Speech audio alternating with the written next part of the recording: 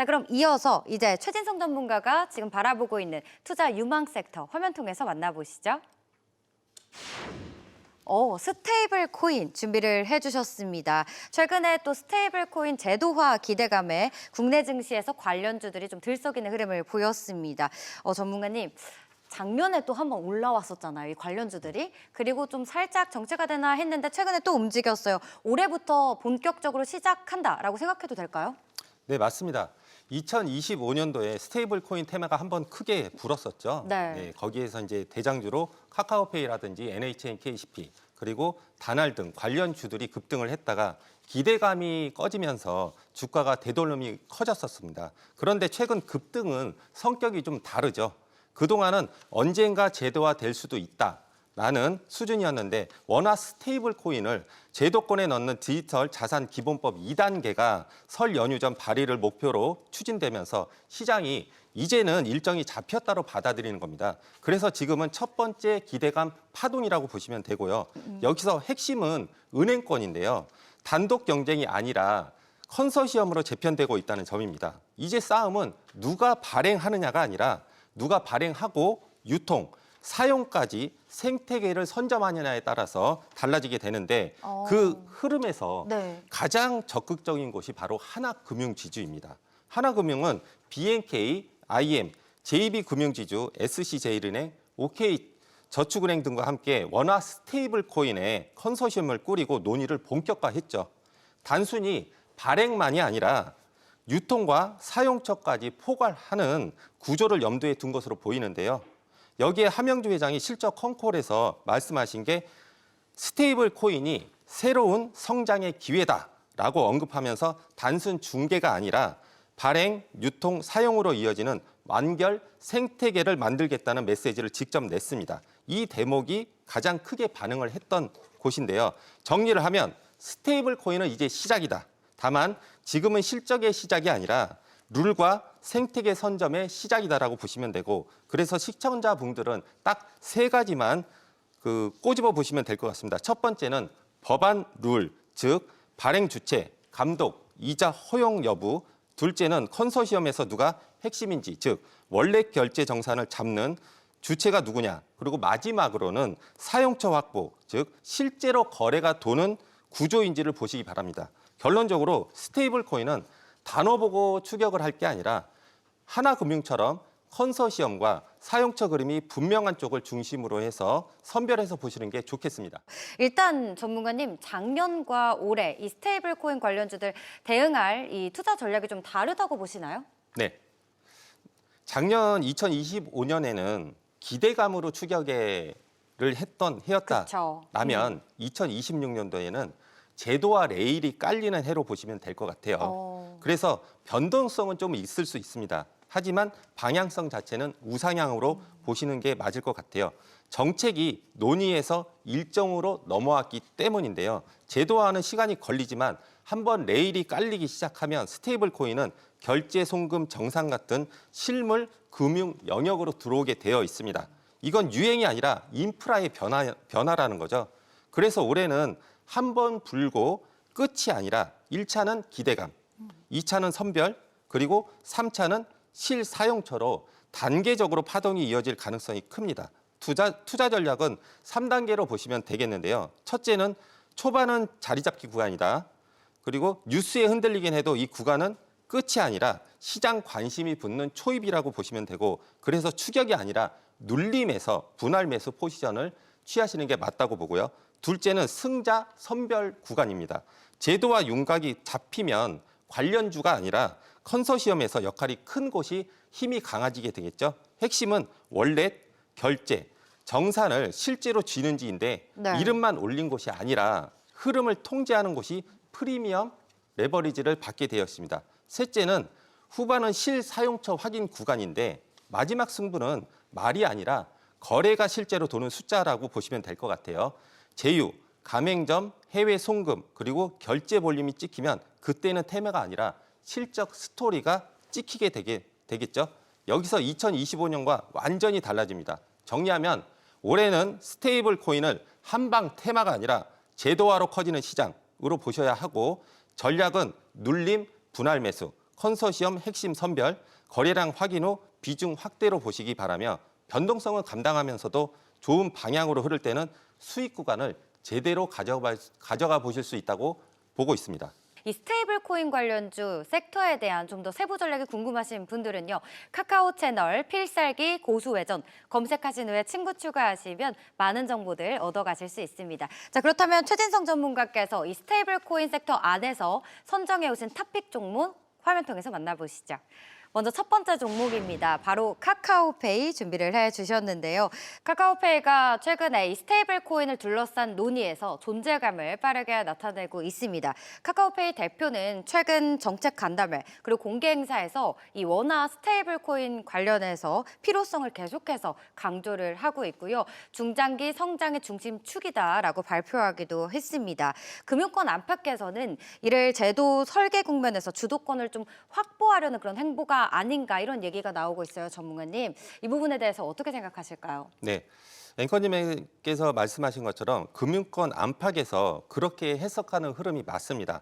카카오페이는 스테이블 코인을 코인 투자가 아니라 결제, 정산, 송금 같은 금융 인프라로 규정을 하면서 제도 설계 단계부터 민간 플랫폼이 빠질 수 없다는 프레임을 선점하고 있죠.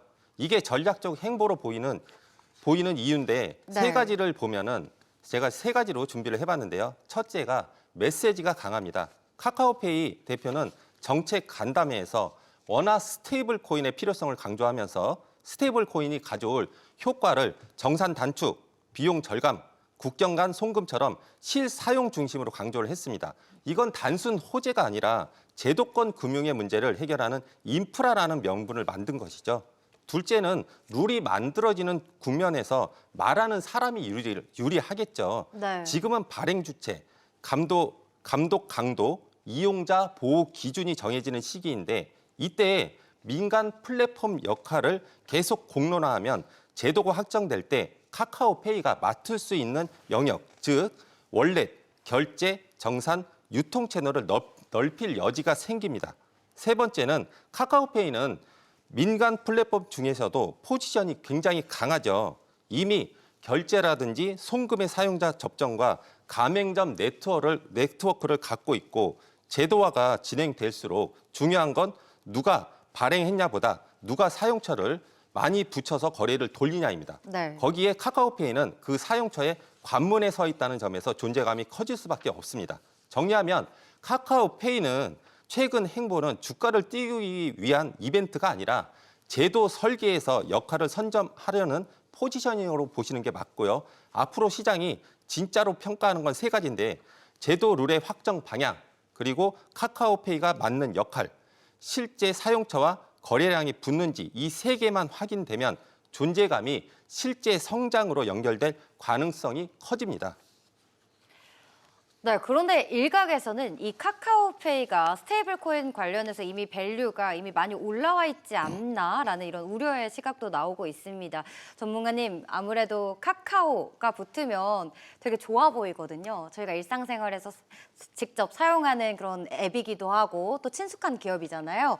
그래서 아무래도 주가에 선 반영됐다라는 얘기가 나오는데 이 부분은 어떻게 생각하실까요?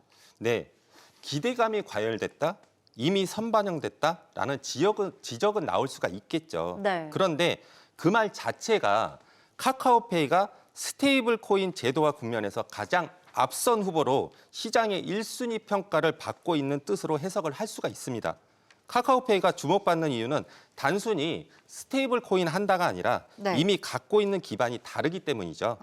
스테이블 코인이 실제로 돈이 되려면 첫 번째는 사용자 접점인 월렛, 둘째는 사용처, 즉 가맹점이죠. 셋째는 결제와 정산 운영 능력이 필요한데 카카오페이는 이미 이 세 가지를 운영을 하고 있습니다. 그래서 제도만 열리면 처음부터 인프라를 새로 깔아야 하는 회사가 아니라 기존 결제 시스템 위에 스테이블 코인을 연동해서 속도를 낼 수 있는 회사라는 점이 강점입니다. 그래서 지금의 주가 프리미엄은 과열이라기보다 선점 프리미엄으로 볼 여지가 있고 시장이 먼저 가능성을 가격에 반응한 것이고 다음 단계는 그 가능성이 확인으로 바뀌느냐인데 시청자분들이 좋은 흐름을 확인할 체크 포인트는 딱 세 가지라고 보시면 돼요. 첫 번째는 제도 룰이 확정되는 과정에서 민간 플랫폼 역할이 넓어지는지, 네. 둘째는 카카오페이가 월렛, 결제, 정산에서 핵심 역할을 가져가는지, 셋째는 실제로 사용자가 붙고 거래량이 늘어서 매출과 수익이 연결되는지 이 세 가지만 확인하시면 됩니다. 선반영이 아니라 추가 재평가로 이어질 수 있는 부분이겠죠. 결론적으로 카카오페이는 단기 흔들림은 있어도 제도화가 현실화될수록 가장 먼저 실체를 만들 수 있는 위치에 있는 종목으로 보시면 되겠습니다. 네, 스테이블 코인 제도화 기대감에 다시금 불붙고 있는 이 카카오페이 종목 이야기 들어봤습니다. 작년 여름쯤인가요? 또 굉장히 많이 주가를 끌어올렸었거든요. 전문가님, 뭐 8만 원에서 11만 원까지 이렇게 많이 올라왔었잖아요. 그 가격대에서 또 물려 계시는 분들도 많이 계실 것 같고 네네. 지금 가격보다 더 오를 거다라고 바라보고 계시는데 지금 들어간다면 가격 전략 어떻게 가져가는 게 좋을까요? 네, 바로 접근 전략을 말씀드릴 텐데 제가 준비한 카카오페이 주봉 차트를 한번 봐주시기 바랍니다. 네. 자, 그러면 가격대를 바로 말씀을 드리겠습니다. 1차 매수는 차트상의 A, B 구간인데요. A 구간에서 6만 원 선까지 1차 매수를 해주시고 눌림이 나온다면 2차 매수 5만 2천 원까지 매수를 해주시면 되겠습니다. 그 이후에 수익 구간은 차트상의 C, D, E 구간인데 1차 수익 구간은 7만 5천 원에서 8만 원과 돌파를 보시고 2차 매도는 차트 D 구간인 9만 원에서 10만 원과 돌파를 보시기 바랍니다. 그리고 장기 플랜, 즉 수익, 창출이 되는 구간이겠죠. 그 구간은 이 구간인 12만 5천 원과 돌파를 보시기 바라며 손절가는 5만 원을 잡아드리도록 하겠습니다. 네, 좋습니다. 단기 그리고 장기 목표가까지 정확하게 짚어주셨습니다. 자, 그럼 이어서 두 번째 토픽 종목 화면 통해서 만나보시죠. 두 번째 종목은요, 바로 NHNKCP라는 종목입니다. 이 종목은 잘 모르실 수도 있는 종목이기도 해요. 이등주라고 봐도 될까요? 일단 가상자산의 가치를 이 법정화폐 같은 이런 부분에 아무래도 고정하면서 안정성을 높인 이 스테이블 코인이 국내 제도권 금융의 새로운 결제 수단으로 주목받고 있습니다. 그러면서 관련 테마주들이 이렇게 떠오르고 있는 건데요. 전문가님, 이 종목 같은 경우는 1월 말쯤에 주가를 꽤 많이 올라왔어요. 그래서 이 NHNKCP의 경우에는 국내를 대표하는 이 전자결제 대행사인 만큼 스테이블 코인 활성화에 있어서 이 기업이 큰 기여를 할 것이다라고 지금 시장에서 바라보고 있거든요. 어떻게 생각하실까요?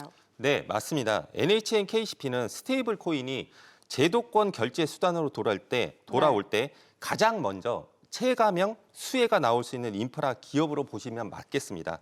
이유는 스테이블 코인의 본질이 코인이 아니라 결제 수단의 추가이고 그 결제 수단이 시장에 퍼지려면 결국 가맹점에 붙는 결제 관문이 반드시 필요합니다. 그 내용을 세 가지로 정리를 해서 설명을 드리면 첫 번째는 NHNKCP는 온라인 피지, 즉 페이먼트 게이트웨이라 그래서 전자결제 대행사입니다.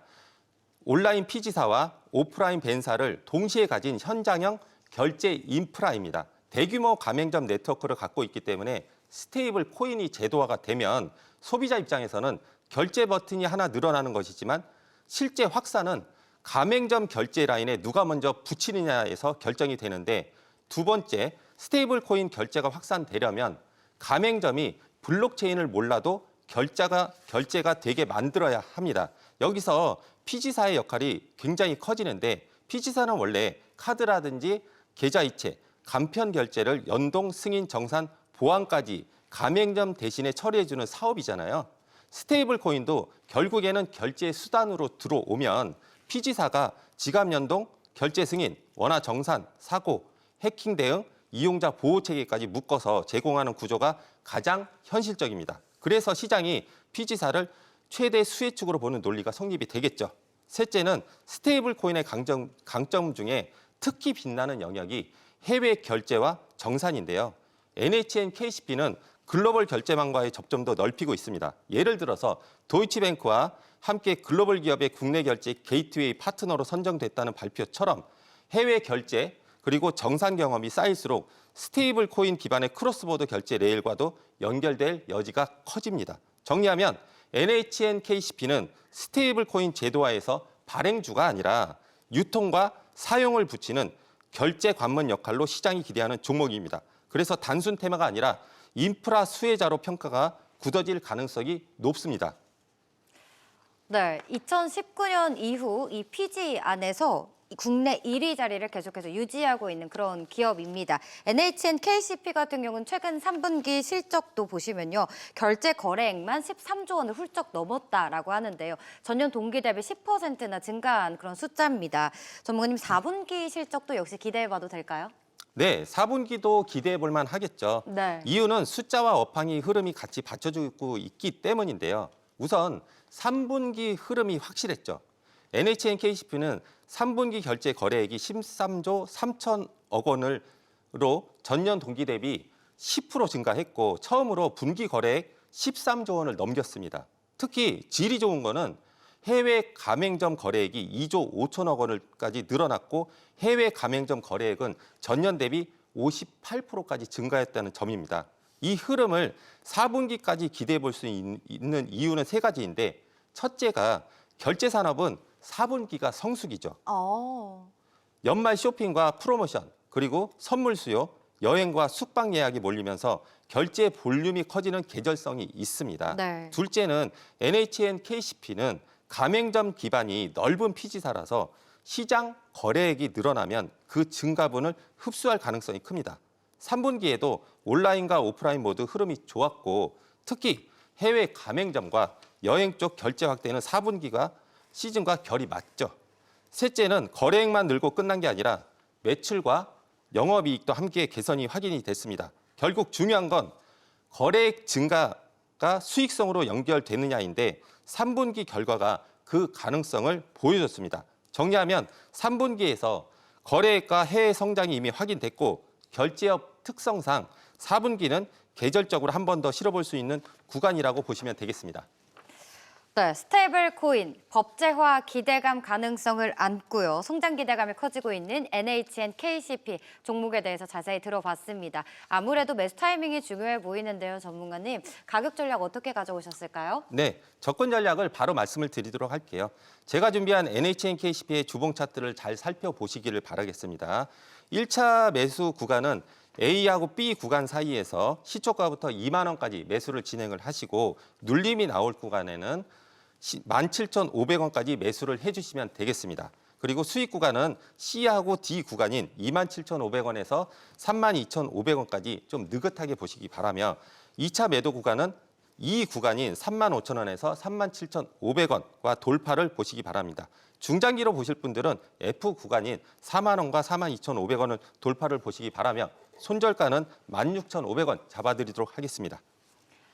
네, 두 전문가의 뷰티 관련주 그리고 스테이블 코인 관련주 이렇게 살펴봤습니다. 좀 더 자세한 세부 전략이 궁금하신 분들은 카카오 채널 필살기 고수회전 검색하신 후에 친구 추가하시면 많은 정보들 얻어가실 수 있습니다. 또 저희 SBS 비즈 증권 유튜브 채널 구독하시면요. 그 안에서 다양한 전문가들의 라이브 방송도 진행되고 있으니까요. 들어오셔서 다양한 인사이트들 챙겨가시길 바랍니다. 아울러 모든 투자의 최종 판단은 투자자 본인에게 있음을 꼭 명심하시고요. 내 계좌를 지키는 현명한 투자하시길 바랍니다.